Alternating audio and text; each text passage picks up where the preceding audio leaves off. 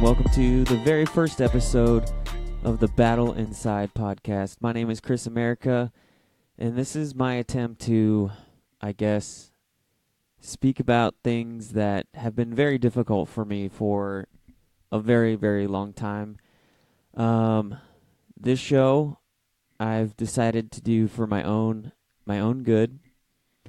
I don't know how this show is going to go. I don't know how long this show is going to go. I just know that I need this show for myself to get over my own fears, my own shames, and just the stigma, and just even admitting it right now into the microphone is very difficult for me. So I guess I'll just start off with who I am. My name is Chris America.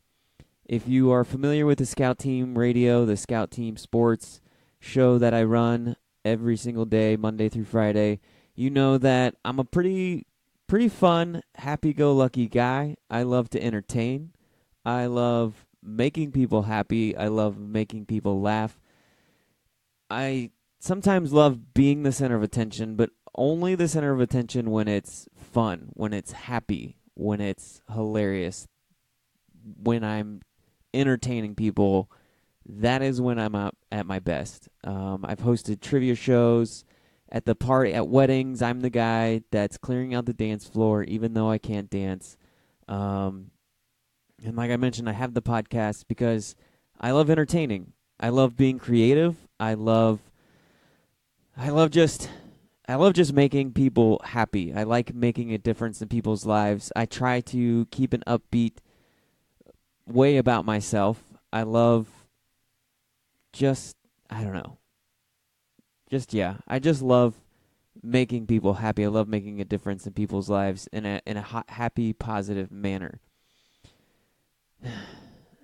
And to kind of show you what that sounds like, what I normally sound like, I'm just going to play a little clip from my other show, the Scout Team Radio. No, this is not a plug. This is just if you're not familiar with me, if you're not familiar with my show, or if you don't know me personally, I know there's going to be a lot of people that know me through Chris America, the Scout Team show.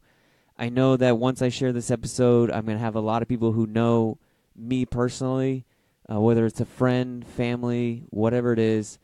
So they know what I'm talking about. But if you're brand new to me, to who I am, if this is the first time you've ever been introduced to myself, I'm going to play a clip from our show where we usually talk about sports, but sometimes we like to go a little off the wall because talking about sports all the time is boring. I get bored with it, so we like to do little things differently. And one of the things we do every Friday is we do a fantasy draft where we fantasy draft all kinds of different topics.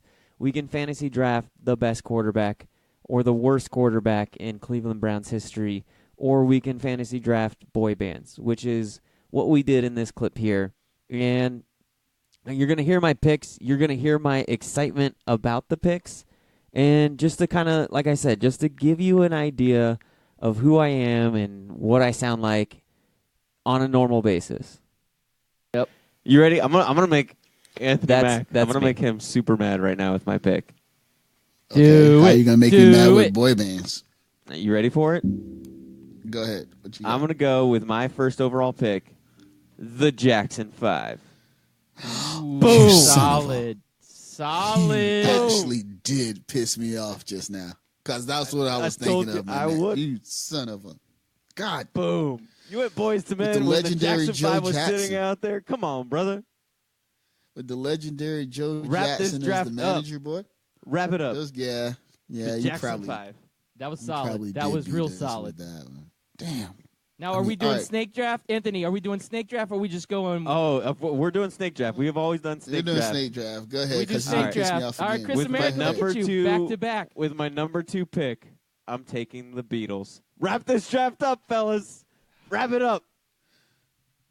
Can you call the All right, so there you can hear I'm super excited about picking in my draft the Jackson 5 and the Beatles as my 2 top picks for the boy bands, and I thought I wrapped that thing up, but sad to say, people didn't agree with me on the fact that the Beatles and the Jackson 5 are boy bands. They didn't see them as boy bands, but whatever. That's not the point of this podcast. The point is that I'm generally a pretty happy guy. But now what I'm going to get to is the hard part. The hard part for me to admit. A lot of you, if you know me personally, or if you know me as Chris America, I know I'm going to get a lot of comments that say, Chris, I had no idea.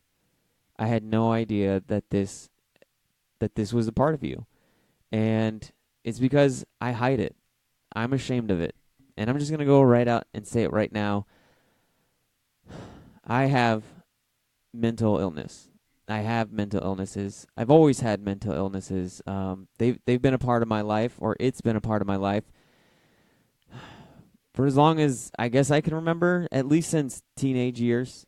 I know I've had ADHD since I was a child. I'm not going to focus on that part of my mental illness yet, but it kind of goes into detail of what makes me tick or what makes me broken. And I'm going to say broken a lot. I got to work on that. A lot of people tell me that I'm not broken. A lot of people tell me that I'm not flawed. But for now, where my mentality is at, with where I'm at in life, dealing with this, I see it as brokenness. I see it as character flaws. I hate it. I hate this about me. Because like I said, I'm the guy that you go to for help. I'm the guy that's there to make you happy. And when I'm not happy, when I'm not feeling good about myself, I don't go to anybody. I hide. I cower away. I get quiet. People really know when there's something wrong with me because I get quiet. And I wear my emotions on my sleeve, but I still don't talk about it. I still don't open up. And it's been a flaw of mine. My other mental illness that I know of right now is I have situational depression and situational anxiety. When I go through hard times, when something happens to me, the bottom falls out. It just falls completely out for me, and I can't stop it. There's nothing I can do about it. I become super depressed. I become super anxious, or I get a ton of anxiety, situational anxiety. I just don't know how to handle it. And again, I can't stress enough how much I hate it. I cannot stand it. It's something that I am very, very much ashamed of, and I still am. And so I'm doing this podcast because the situation I'm going through, which I'll get into in a minute, is that I'm in that place now, or I've been in that place for about 3 weeks. And it's because of this situation, it's because I'm here again, that I'm finally deciding to deal with it, that I'm finally deciding to go see a therapist. I'm finally deciding to make this my number one priority. And the reason why is there's tons of reasons why. And hopefully as I do more episodes, as I get more comfortable opening up, as I go through my therapy process, I can share them with you. I don't want to give you the full background just yet. That would take forever. But right now I'm on a journey. I'm on a journey to get better. I'm on a journey to heal. And selfishly, I need to open up, and I need to finally be the center of attention for the thing I'm ashamed of to help me with it. I can't just be the center of attention when I want to be entertaining. I kind of need to let myself be open. I need to let myself be vulnerable. And I feel like at the same time, my hope is, even if it's just one person, that maybe you're going through it too. Maybe you're listening to this and you're thinking, Chris, I can totally relate, and I feel the same way you're thinking, or something similar. I don't know, man. I don't know if that's going to be the case or not, but right now I kind of just want to go on a journey with you guys. I want to go on a journey with other people. I thought about doing this like after I got better and after I got my life together, but then I thought, no, I think I think I want to do this live. I want to do this raw. I want to be as candid as I can possibly be. I want to be as vulnerable as I possibly can be, because sometimes I feel like when I listen to, motivational speakers and podcasts and people who say, like, I've been through this and now I'm on the other side of the tunnel, you lose sight of that time that they went through. Like, when I see somebody say, yes, I had depression and I was suicidal 15 years ago, and it's sort of like a short clip. And so my hope is kind of like letting a live view of what I'm going through right now and how I'm dealing with it, and how I'm overcoming it, so we can go on this journey together. So it's not just a 5-minute blurb in a blog, or it's not a 5-minute blurb in me talking about mental illness. I kind of want people to be able to go back to prior episodes from the beginning and sort of follow along my journey to where I know I'm going to get to a better place. And when I finally get to that better place and I'm doing a podcast, that I'm in a better place and I'm having other people come in and share their stories, hopefully that's what this grows into. I think that would be really awesome if it could grow into that. But if you're in that desperate place that I'm in right now, hopefully you're able to go back and kind of go through this with me. And I can go through whatever you're going through, and you can still sort of go through it together with me, even though I'm out of the woods, even though I'm out of the tunnel, because it's hard to draw on those emotions that you felt 10, 15, 5, even, a year ago. So hopefully you're able to hear these emotions out. And I should have said this at the beginning of the episode, but I'll say it now. Look, I'm not doing this to give you anybody advice. I hope that what I say helps you understand that there's other people like you and that you're not alone, like I've felt alone. But I'm not a doctor. I'm not an expert on mental health. I will probably never be an expert on mental health. And all of my answers, all of my conclusions, all of the solutions that I get, all of the work that I do with my therapist and everything else is going to be what's right for me. So even though I want you to go on this journey with me, I don't want you to say, I have to do exactly what Chris America does. I have to do exactly what he did in order for me to succeed. If anything, there's only a few words of advice that I can give, and that's get help. Whatever you're going through, I know that's so cliche. I know that's so overused over and over and over again, but I cannot stress enough how much getting help works. Whether that's reaching out to a friend, whether that's reaching out to the suicide hotline, which I'll give at the end of the episode, whether that's reaching out to a complete stranger, I don't know, but just reach out to somebody.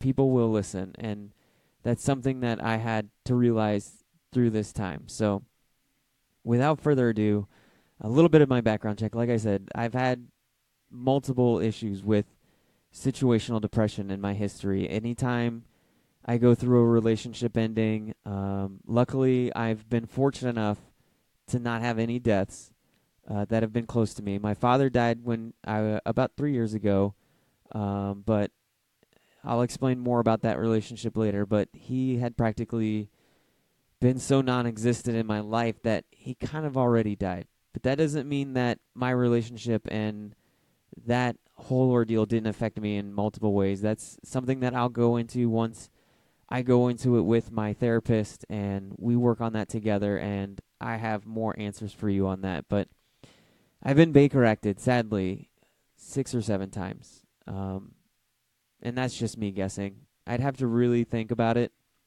Most of them were in my early 20s. A couple of them were around 2014, I believe, was the last time I was Baker acted.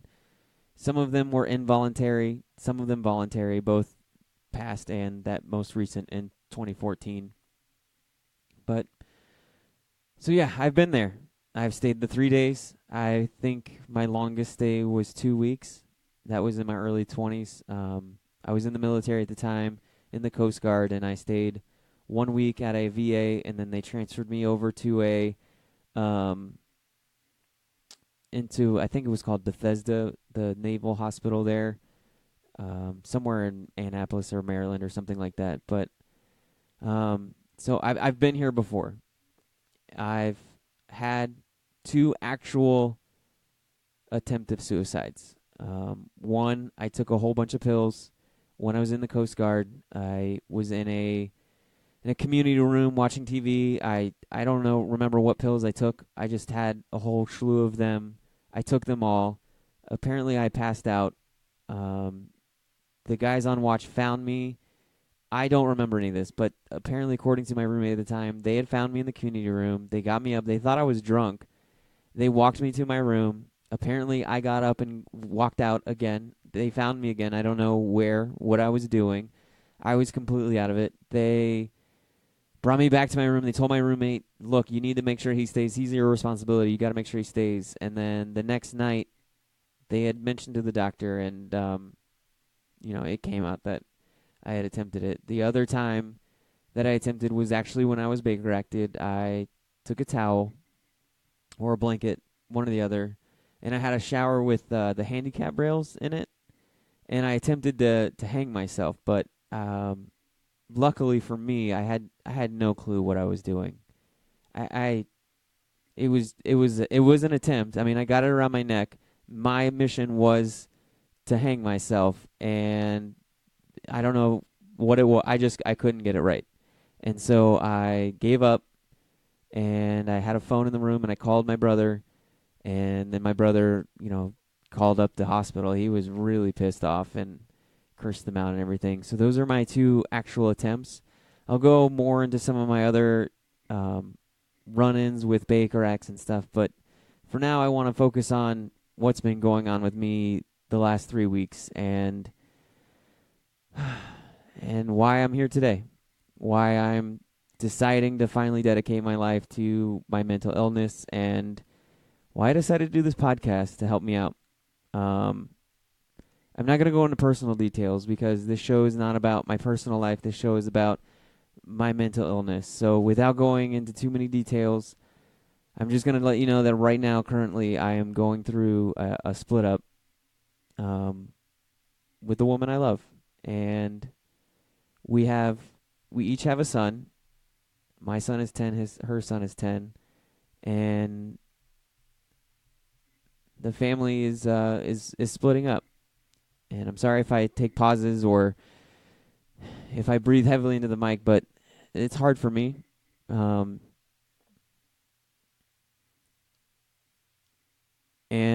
I love her son like he's mine, and I know she loves my son like he's hers. And but it's just not working out, so it's over. And in a few days, next week, through circumstances, again, not going to get into details, I will be having to move with some friends, and I know it's not technically homeless, but I don't know, man. I'm going to be homeless basically until the end of the school year. I want my son to finish out the school year. They live right down the street from the school that he goes to, so he'll be able to still go to the school, and then I'll figure out where I'm going to go from there, where I'm going to live, what I'm going to do, that kind of thing. And I'm going to miss her. I'm going to miss her son. And it's the situation. It's triggered my situational depression very hard. Because my parents got divorced, I hate divorce. I don't like split ups. I don't like splitting up families. I've done it once. I've actually been through two breakups. One with my son's mom. Luckily, my son was 3 at the time, and he was young enough not to know. But the other time, I dated another woman for 2 years. She had a daughter. They were the same age, and that didn't work out. And obviously, I went through a bout of situational depression there. And so I'm going through it again, and here I am again. I know a lot of my friends don't agree. I know a lot of, I'm sure my therapist isn't going to agree, but for now,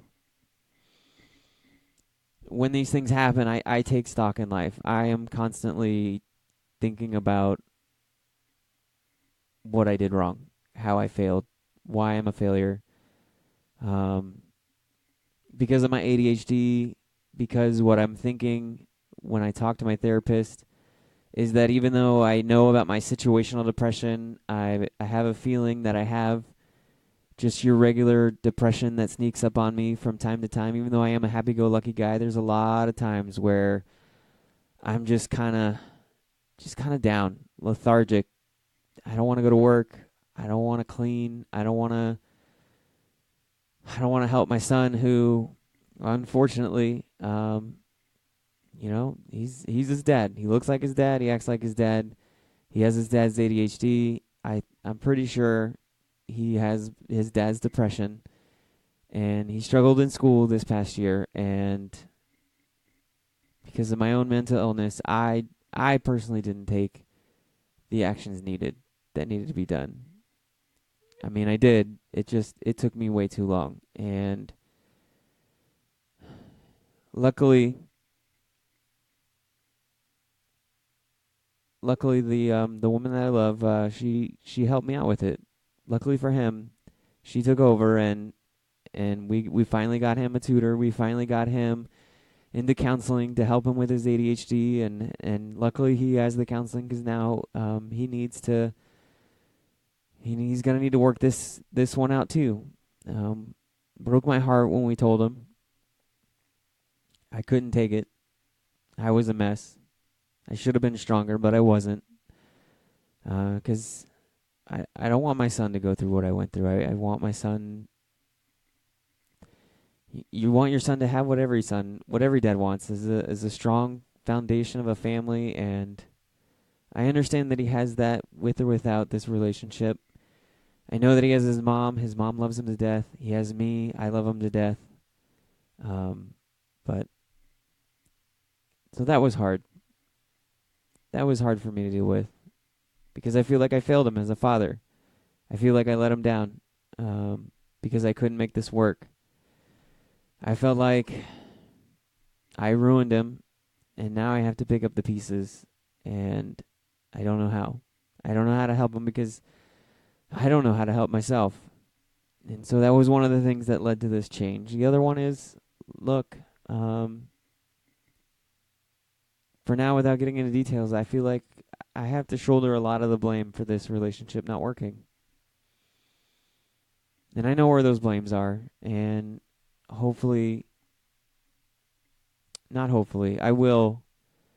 will get those things corrected. I will become a better person.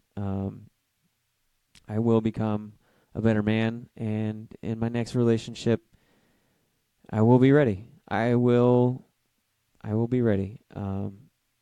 Because I need to be. I need to be happy. I need to be healthy when I'm in relationships. I need to be healthy when I'm not in relationships. And that's what I'm going to work on now. I'm going to work on being healthy and changing my life around. So the part that I'm kind of avoiding right now is talking about what happened Friday night. Tonight is Tuesday, April the 9th. And on Friday, so 4 nights ago or 5 nights ago, I don't know, how do you want to count that? Friday was hard. Through a series of events, my anxiety finally went through the roof. I had hoped I wouldn't get here when I first found out that we were splitting up. I went straight to my my own doctor. I had him prescribe me some Zoloft and some anti-anxiety meds. I believe it's lorazepam. Yeah, it is lorazepam. And to kind of get proactive because I knew where I was going. I knew how I was going to handle this. I knew about my past, so I'm going to try and be proactive. And then I scheduled myself an appointment with a psychiatrist or a psychologist, a counselor. And I went through that last Wednesday, and it was good. I basically one of those typical get to know you type sessions. I have another session coming up On Thursday, I'm actually going to see a psychiatrist to talk about meds and medications for everything, and then I'm going to see my counselor directly after that and talk about that. But back to Friday. I'm at my son's karate class, and I'm Googling ways to kill yourself peacefully. And I'm Googling how much lorazepam do you need to take in order to kill yourself. Then I'm Googling, can the suicide hotline track you? Because I wanted to call them, and I wanted help, but I didn't want to be Baker-acted. I didn't want to spend 3 days there. In the state of Florida, it's not very good. Well, the last time I was Baker-acted in the state of Florida was involuntary, and they didn't have enough beds, and I had to sleep on the floor. And I knew being Baker-acted, I knew it would have helped, but it's not what I wanted. But I also wanted to die. My anxiety got so hard, and my anxiety got so painful about the situation that I'm at my son's karate class researching ways that I could kill myself. And that's hard. Because there's my boy, and he's looking at me, smiling, and I'm trying to smile back. And I'm failing him. I'm sitting here figuring out ways that I can end it. So class ends, and it's not my weekend to have him. He goes with his mom. And my soon-to-be ex is taking her son about an hour away. And I was going to go stay at a friend's house this weekend to kind of give us some space. But I went home first because I needed to pack a bag. And so I drove home. And I'm shaking. I'm crying. I'm screaming at God. Why I have to be here again. Why I have to feel this way again. Why I have to go through this another time. And it was dark. And it was lonely. And I didn't know how to stop it. I didn't know how to stop the feelings. And I get home. And I know I got to busy myself.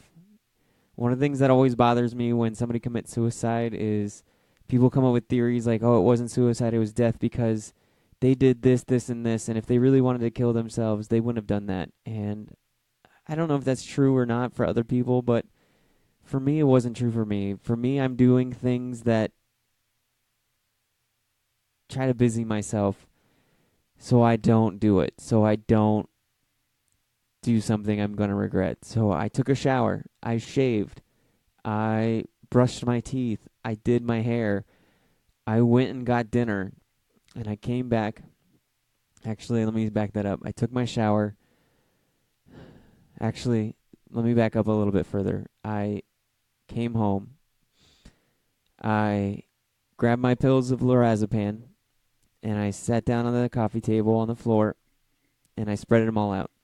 And I'm not going to tell you what the number was that I read online, but I counted them. And I counted all of them several times by twos. 2, 4, 6, 8. And I thought about what's going to happen when I take them. Am I going to die? I text my soon-to-be ex, when are you going to be home? She says about 40 minutes to an hour. Okay. I know I have 40 minutes to an hour, so what is she going to find when she gets home? Will I be dead by then? Because if I do this, I want to be dead. I don't want to be revived. I don't want to be sent to the hospital. I don't want to be Baker-acted for however many weeks. But I don't want to do it. because it's stupid. It's stupid. You just have to survive this. You just have to survive this wave, Chris, is what I'm telling myself. You just have to survive this wave. Get up, go take a shower, go do something, go shave. So I did. I got up. I went and took a shower. I did my hair. I put on deodorant. Got dressed. Then I went and sat back down with him again. Then I put him away and I was like, okay, you're hungry. Maybe this will help you. Go eat. And a friend started texting me. So I'm going to read you the exchange that we had. She sends me a message, hey. I reply, hey, what's up? She replies, how are you? I said, hopefully I'll be okay when I get home and take my anti-anxiety meds. She sends a bunch of crying emojis. Sorry, I'm not in a good place. I know, just checking on you. Wish I could do more, but we both know there isn't anything I can do except let you know I care. Heart emoji. I know. I'm sorry for putting this on you. She says, you aren't. That's what friends are for. Just tell me to STFU. I don't feel like talking right now when you don't. I reply, I'll probably never do that. I just want it all to end. I know, cry face. But you got this. I feel bad for stressing you out right now, is what I say back. You aren't. Don't ever feel bad. If I didn't have my son, I would probably do something I would regret. Don't do that. I'm trying hard not to. You got this. You're not that person. I read that text message, and it takes me a little while to respond because, again, this is a friend who doesn't know. This is another person that doesn't know the hidden me.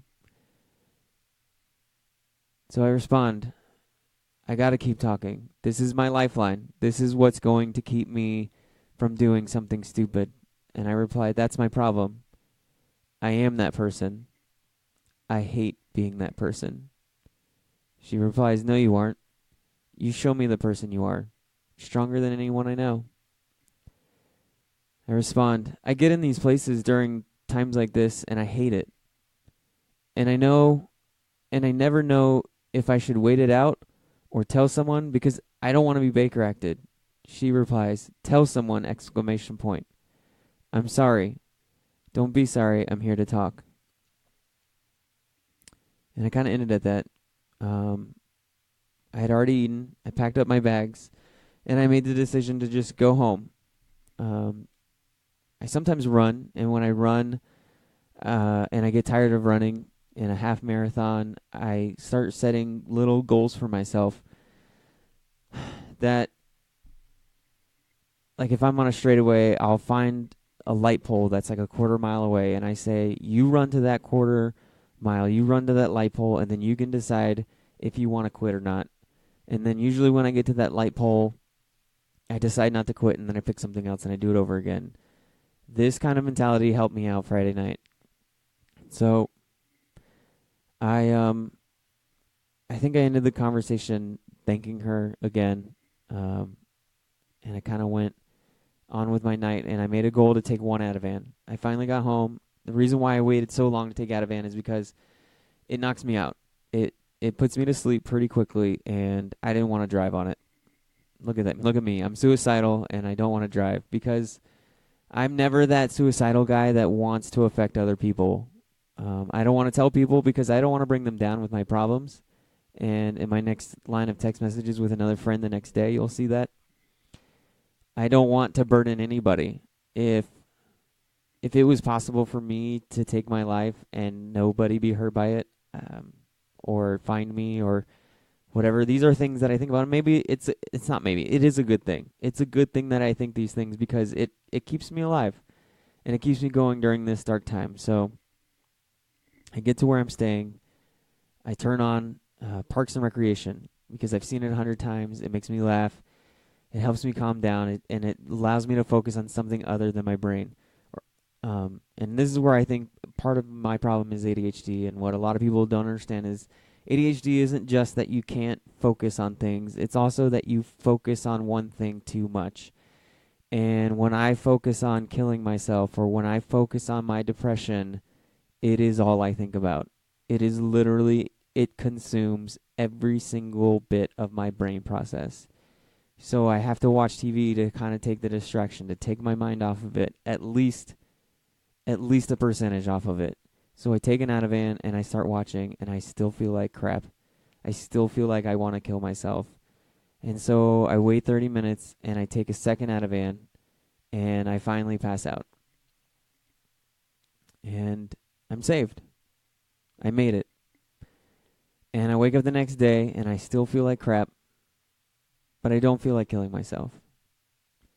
However, I still want to die. And this leads me to the next morning, and I'm talking to a different friend, and I'm going to try to edit some of these messages because some of them talk about the personal things that are going on that I don't care to share on air because this isn't about that. It's about my mental health, and I'll probably say that a bunch of times. But I text my friend, and I say, I was not in a good place last night. She responds, well, better day today. Hopefully, fingers crossed. I still feel like I'm not all the way out of the woods yet. I hate it. She said, like we talked about, it's normal, and you shouldn't expect it to be. No, but where I was at is not normal. Where I was at was dangerous. But I didn't want to reach out to anyone because I didn't want to be Baker acted or cause a fuss. She responds, oh, Jesus, you better reach out to me. And then here's what I'm talking about where I don't want to inconvenience people with my BS. I couldn't. You were at the Magic game. And that was literally my thought process. I knew that this person was at the Magic game, and I didn't want to ruin their night. How dumb is that? But that's who I am. I concern myself with other people before I concern myself with my own. And kind of just scrolling through some things here, I eventually said, I can't help it. I'm mentally ill. My brain isn't right. She responds, I know. Stop thinking about it this morning. Better day. And then I finally said, can I be honest about what I'm thinking and there not be a freak out or a scene? Sure, but I'm worried about you. And then this is what I responded with. This is at somewhere around 9 or 10 o'clock in the morning, Saturday. I want to die. I really don't have the strength to go through this for the 100th time. I'm not going to kill myself. I'm not going to do anything stupid. I'm going to continue working my day, but I'm going to do so wishing a car would hit me, or my 5-hour energy would finally give me that heart attack everybody tells me about, or somehow God will kill me. I don't want to be Baker acted to get through this. I don't want to go to a doctor. I just want to continue my day and hope these thoughts pass. She responds, Chris, I'm worried about you. This is not worth it. You have to be strong for Landon. That's all that matters now. I respond, honestly, please, it's fine. I just need to voice these thoughts in a safe place so they're not in my head. I get it. Seriously, this is not worth it. I wish I could help you more. No one can help me, but listening and letting these thoughts out unfiltered helps. You definitely need to continue therapy, though. She responds, I am, and I will, because I need to get better. I need to fix me.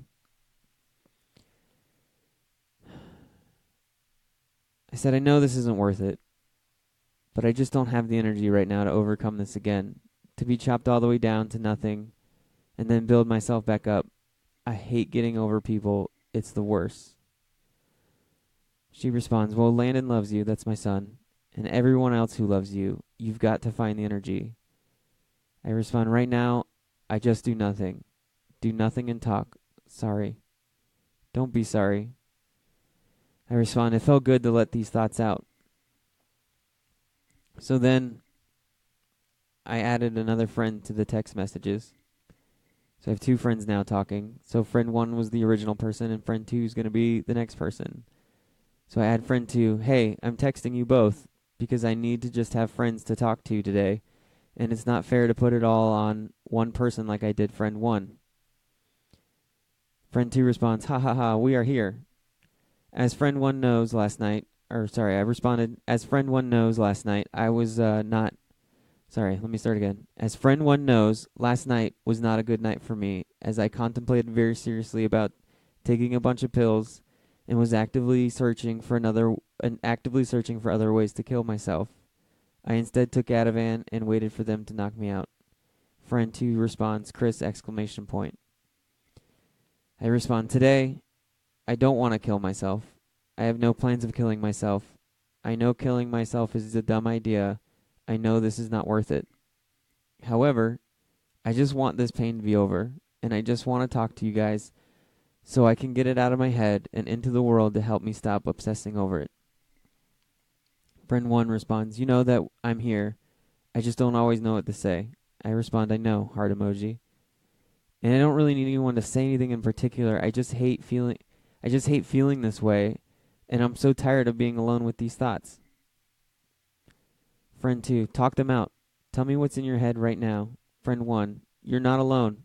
You got pretty great people in your life. I'm going to try to edit this as much as I can, so forgive me if I kind of pause while reading this response, because she asked me what's in my head right now. And what's in my head right now, or at that time, was how much pain I'm in, how much pain Landon is in, how much I would have wished I could have avoided this altogether, how I hate going through breakups. I get so down on myself. I'm so mentally ill, and I should have taken care of this a long time ago, but was afraid to. How my mental illness has caused me multiple relationships. Friend 1, your headspace and mental place did not cost you this relationship. Friend 2, I deal with mental illness. It's hard. I respond, guys, I love you and appreciate your friendship and love. Always here for you. Love you too. Heart emojis, heart emojis, heart emojis. I finally respond, I can tell you guys, I'm currently about 10 paces back off the cliff. I'm still eyeing it, but I don't want to look over or desire it right now. Thank you for letting me talk it out. Just always think about Landon, one of the friends respond. Just always think about Landon, friend 2 says. He needs you. Broken and or damaged, he needs you. Friend 1, yeah, that kid is great. He's always going to need his dad. I say, I know. Friend 2, the pain is horrible. The struggle is real, but nothing is compared to how he would feel. So stay off the cliff. Cry, call us, scream, but never go near the cliff. And I respond, I'm afraid of the future. I'm afraid how this will affect me and future relationships. I'm afraid of how this will affect Landon and his future relationships. I'm not afraid of being alone. I'm just afraid of being broken. I've rebuilt my life so many times. I just don't know how I do it again. I feel hopeless. I know. I completely understand, friend 2 says.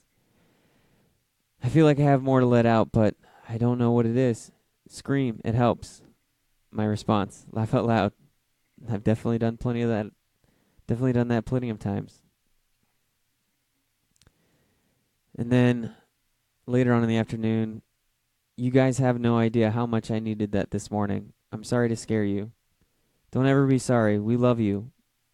Friend 1, what she said. Smiley face. Always reach out to us.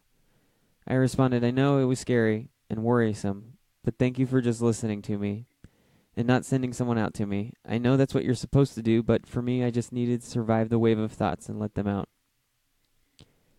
And that last part was true. I talked it out. I finally reached out to somebody and trusted them enough to hear me. I didn't need them to save me. I didn't need them to give me advice or answers. I just needed to not be the only person hearing these thoughts. And I needed to hear those thoughts out loud. I needed other people to hear those thoughts. And I'm not going to say it fixed me, but it definitely made my day better. Excuse me, bourbon in the mic.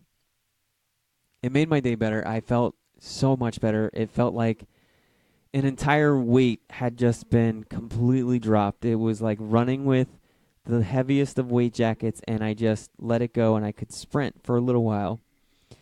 And I went out that night with some friends, and I had a really good time. And for the first time in a while, I kind of felt like there was a future. there was hope for me and I could do this. And that's when I honestly thought about doing this podcast, was that night.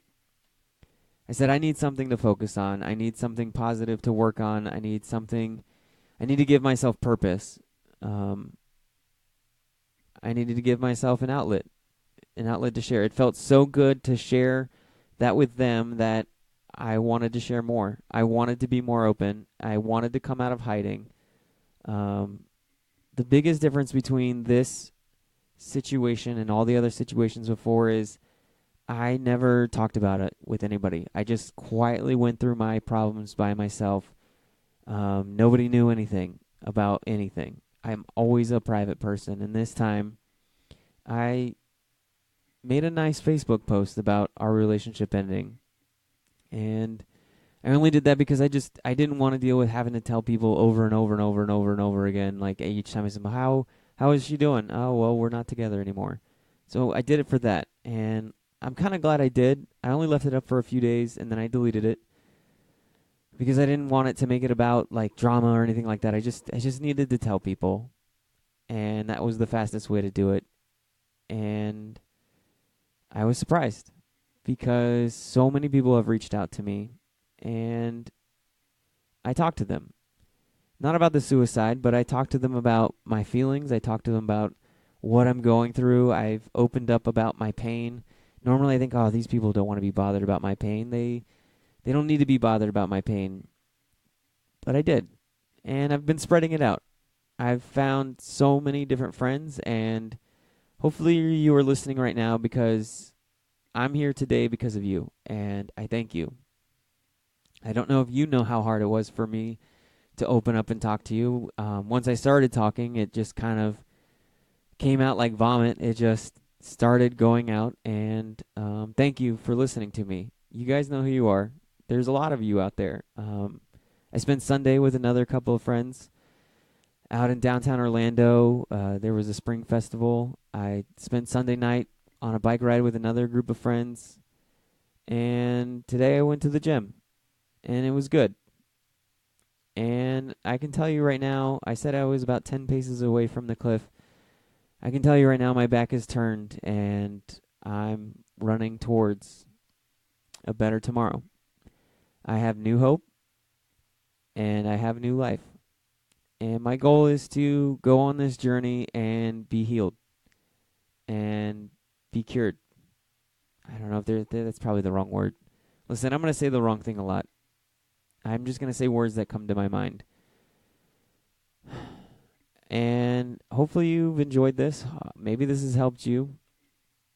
And I'm going to continue to do this until I don't know when. But this helped. I can tell you right now, this helped me a lot. This was exactly what I needed. This is exactly what I thought I was going to get out of it. And I feel hopeful. And I feel hopeful for you if you are that person that's having the same similar thoughts that I had. And I hope that you continue on this journey with me. I would like to have some friends. I would like to have some support.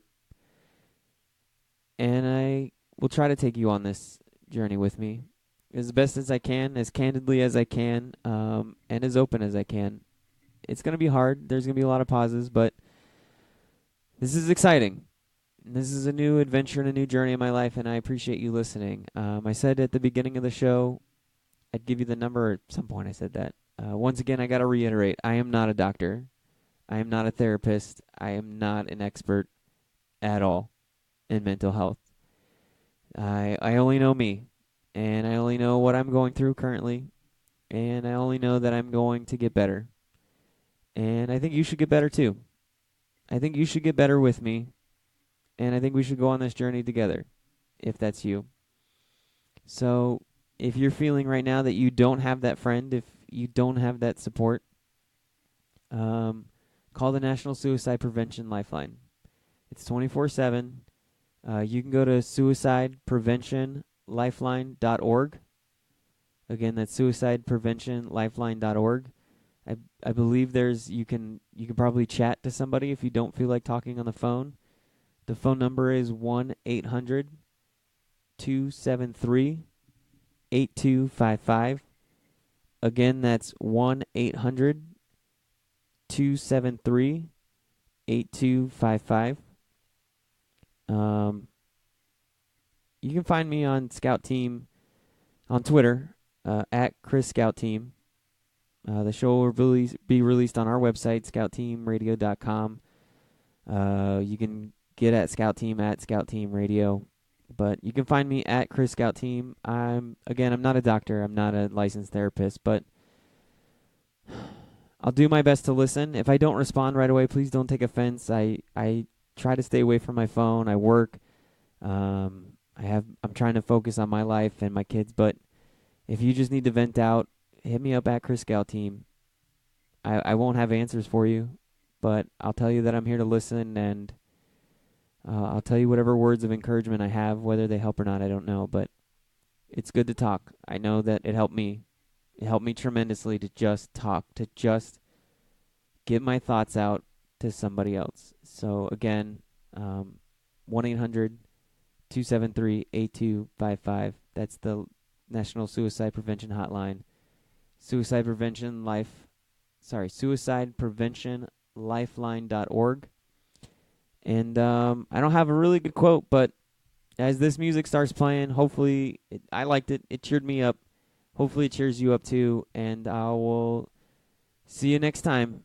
Give you guys a little update as to what I talk about with my psychiatrist, what kind of meds we're going to get me on to help me out, and kind of go over what my therapist thinks and add more to this story of my mental health issue and my battle with it. It is a battle that is inside of me, and I'm glad I'm not alone anymore. Thank you for listening.